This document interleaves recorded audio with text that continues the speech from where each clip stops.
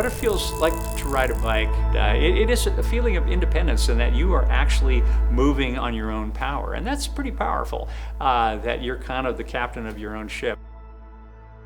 You're powering this velocipede that we call a bicycle, and you can go wherever you want to go.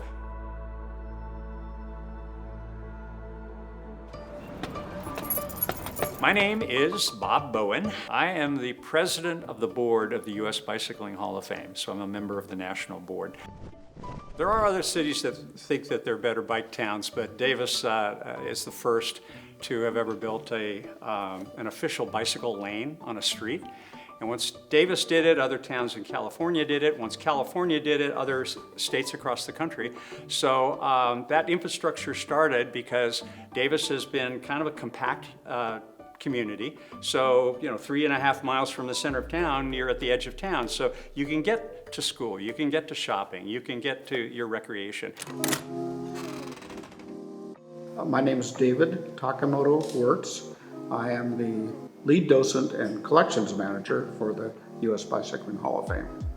I've always been interested in history generally. It's very gratifying to preserve artifacts like this. There aren't a lot of bicycle museums in the world. The bicycle as a form of motion. And it turns out it is the most efficient form of locomotion, not only just for humans, but if you compare the energy input and output, the bicycle wins. And there were a number of us in Davis who felt the fact that it is, quote unquote, the bicycle capital of America, we should have a bike museum. We discovered that the U.S. Bicycling Hall of Fame, which was founded in a small town in New Jersey in 1985, they were looking to relocate. And so they started looking around the country and said, would anybody be interested in hosting the U.S. Bicycling Hall of Fame?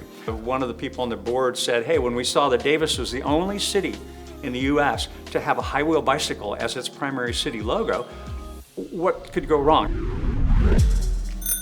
So it opened in 2010 as not only a Hall of Fame, but a bicycle museum to educate not only the history of cycling, but how cycling has influenced the society in the United States, including folks that have broken barriers like Major Taylor, the first African-American to win a cycling medal in the 1984 LA Olympics, how women have used cycling to democratize society. A lot of the collections of bicycles are actually in private hands and typically not even available for the general public.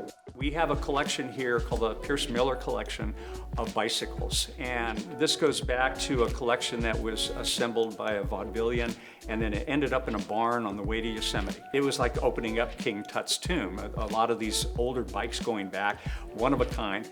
With the additional bicycles we've acquired over the years, we can show the evolution of the bicycle from the earliest days to the modern era.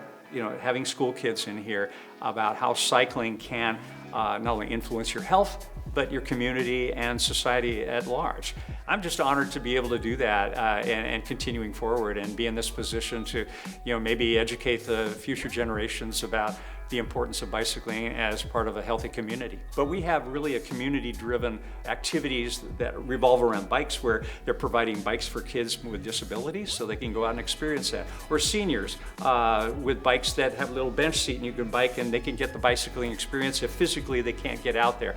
So small, mostly volunteer-driven opportunities to incorporate bike in your community, in your lifestyle. Davis has ended up being kind of an example of how that can work and applicable across the country and around the world. Biking has kind of embedded itself in all aspects of the town, and that's been proven out with the U.S. Census. When you make a trip, is a bike involved, and we have the highest percentage of any town in the U.S. The city was pretty much supportive of everything that was being done. It's flat, weather's mild, it's a college town, that's a big part of it.